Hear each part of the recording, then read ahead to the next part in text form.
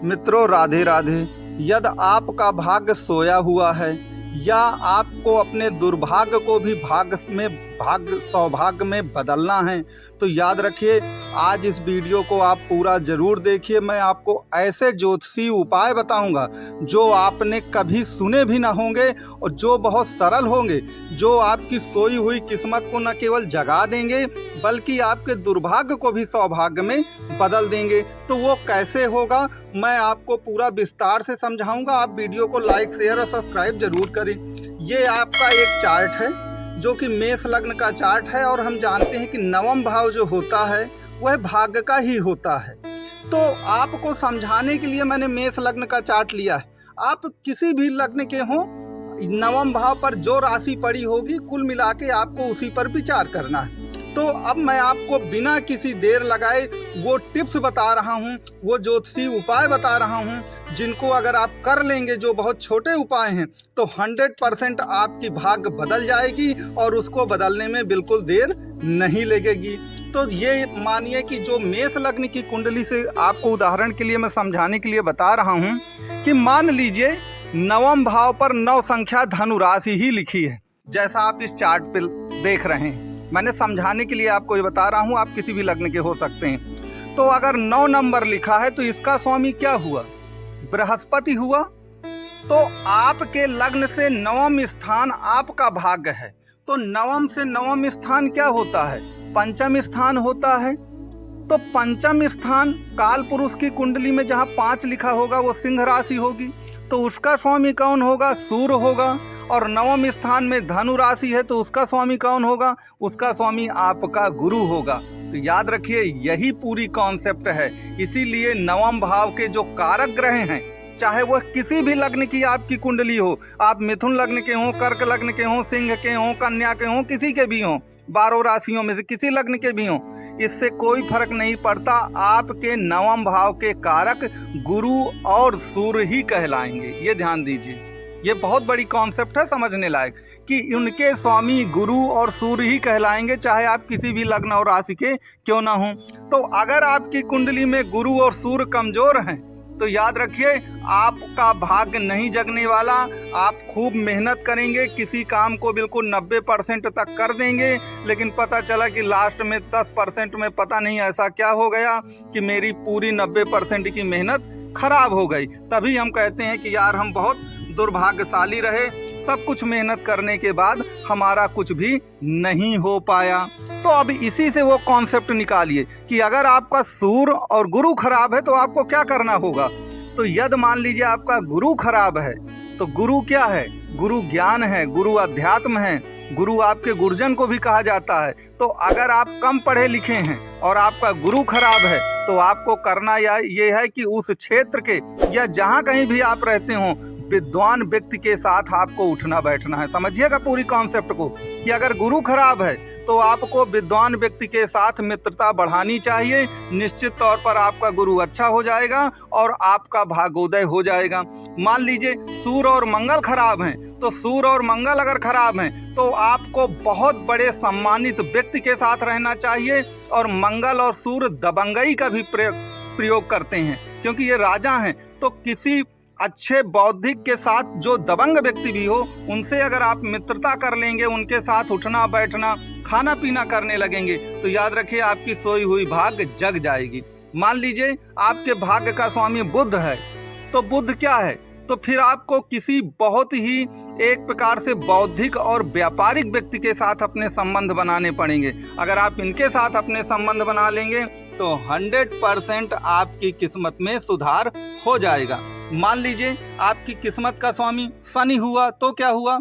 जहाँ पर मान लीजिए 9वां भाव है वहाँ पर मकर और कुंभ राशियाँ पड़ गईं, जैसे मिथुन लग्न में हो जाता है तो तब क्या होगा? या वृष लग्न में हो जाता है तब क्या होगा? तो इसमें होगा क्या कि आपको शनि काहे का प्रतिनिधित्व करता है?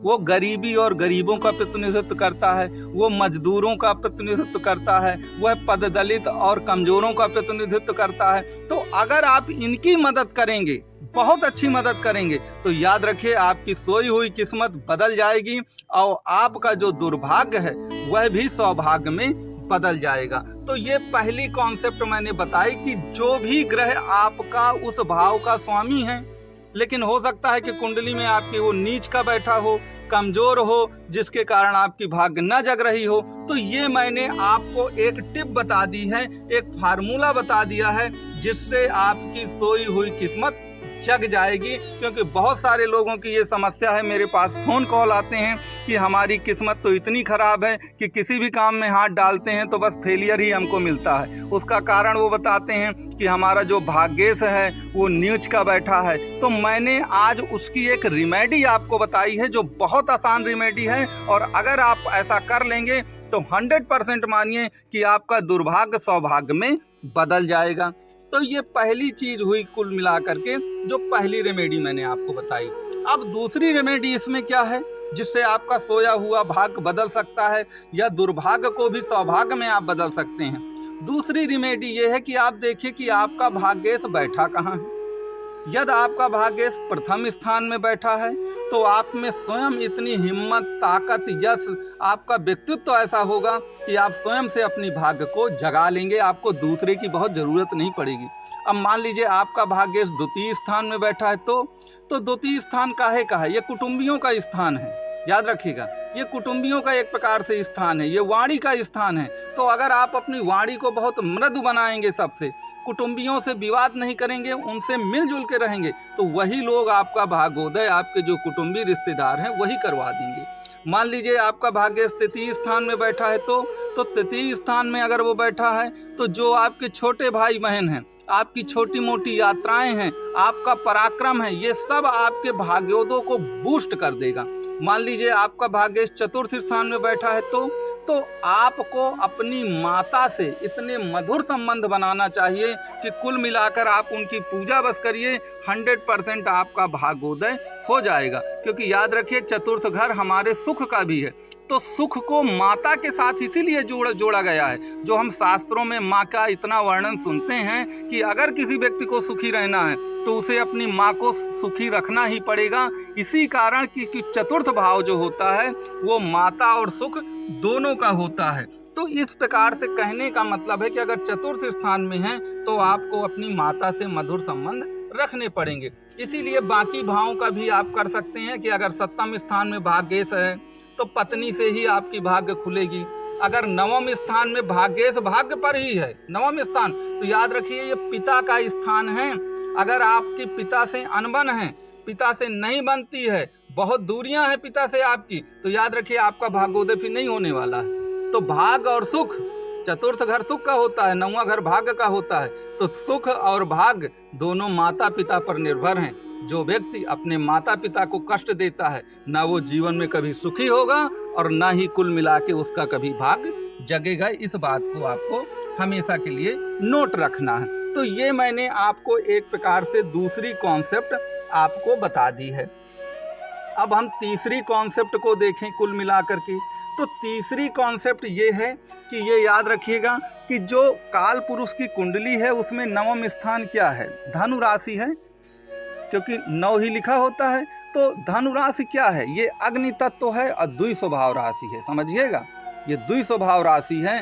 अगर आप साइन भी देखें जो भी राशियों के होते हैं, तो जैसे आप देखेंगे कि अगर मेष राशि है तो उसमें भेड़ अकेले ही बैठी है, उसके साथ कोई नहीं है। वृक्ष में बैल एक ही दिखेगा, उसके साथ कोई नहीं है। लेकिन जहाँ द्वि स्वभाव राशि मिथुन भी होती है तो आप देखिए उसमें कपल बने होते हैं। कन्या भी होती है, उसमें भी 2 महिलाएं बनी होती हैं। अगर आप सेजिटेरियस को, धन को भी देखेंगे तो भले ही उसमें 2 लोग तो नहीं, लेकिन एक जानवर, एक आदमी दिखेगा आपको। और इसी तरह मीन राशि को देखेंगे तो हमेशा 2 मछलियां दिखेंगी। तो कहने का तात्पर्य यह है कि यह द्वि स्वभाव राशियों में आती है। नवम भाव हो सकता है कि आपके उसमें कोई दूसरी लग्न हो तो कुछ और आ जाए, दूसरी राशि आ जाए, लेकिन जो काल पुरुष की कुंडली है उसके अनुसार ये द्वि स्वभाव राशि है। ये अकेले नहीं कोई विकास करती, ये लोगों के साथ रहकर ही विकास कर सकती है, लोगों के बीच में रह करके विकास कर सकती है। तो याद रखिए, अगर आप वैराग और एकाकीपन में चले जाएंगे, विरक्ति में, तो उसके लिए नवम घर में बहुत स्थान नहीं दिया जाता है। और एक चीज ये भी याद रखिए कि नवम स्थान धर्म का भी है। तो अगर आप धर्म के मार्ग पर चलेंगे, अगर आप धर्म के मार्ग पर चलेंगे तो आप ये मान करके चलिए कि कुल मिला करके आपकी उन्नत होने में किसी तरह का कोई भी वो नहीं है। तो मैंने आपको ये 3-4 फार्मूले बताए हैं कि जैसा मैंने बताया कि चतुर्थ और नवम घर जो है माता और पिता का होता है, तो चतुर्थ भाव सुख का है, नवम भाव पिता का है। तो अगर आपको भाग्य से सुख भी प्राप्त करना है तो माँ से संबंध अच्छे बनाइए, और पिता से अगर भाग्य को जगाना है तो पिता से संबंध अच्छे बनाइए। तो इसीलिए कहा गया है शास्त्रों में कि माता पिता देवता के समान हैं। अगर आप इनसे संबंध अच्छे रखेंगे तो आपका भाग्योदय भी होगा और आपको सुख भी मिलेगा। तो ये जो तरीके मैंने आपको बताए हैं कुल मिलाकर के कि नवम भाव से नवम भाव आपका पंचम भाव होता है, तो आपको कुंडली में अपना पंचम भाव भी देखना है और नवम भाव भी देखना है। और आपका भाग्योदय के लिए जो मैंने 3-4 तरीके बताए हैं, अगर आप इन तरीकों का इस्तेमाल करेंगे तो याद रखिए आपकी सोई हुई किस्मत को जगने से कोई नहीं रोक सकता, चाहे वह कोई भी क्यों ना हो। तो मित्रों, आपको ये वीडियो कैसा लगा आप ज़रूर मुझको बताइएगा। इसके लिए मैं आपको बता दूं कि शुरू में मेरा व्हाट्सअप का नंबर भी फ्लैश हो रहा है, तो आप मेरे व्हाट्सअप नंबर पे कांटेक्ट कर सकते हैं। आपको कुंडली से संबंधित, रत्न से संबंधित, ग्रह शांति से संबंधित या वास्तुशास्त्र से संबंधित या ज्योतिष की किसी भी समस्या से संबंधित कोई भी परेशानी हो तो मेरा व्हाट्सअप नंबर दिया गया है, आप उसमें कांटेक्ट कर सकते हैं। इसके सिवा आप यूट्यूब के बॉक्स का भी प्रयोग कर सकते हैं। और मेरा अंत में आपसे यही निवेदन है कि अगर आपको ये वीडियो अच्छा लगा हो तो आप वीडियो को लाइक, शेयर और सब्सक्राइब जरूर करें। चलिए मैं यहीं से अपनी वाणी को विराम देता हूँ। बहुत बहुत धन्यवाद आपको वीडियो देखने के लिए।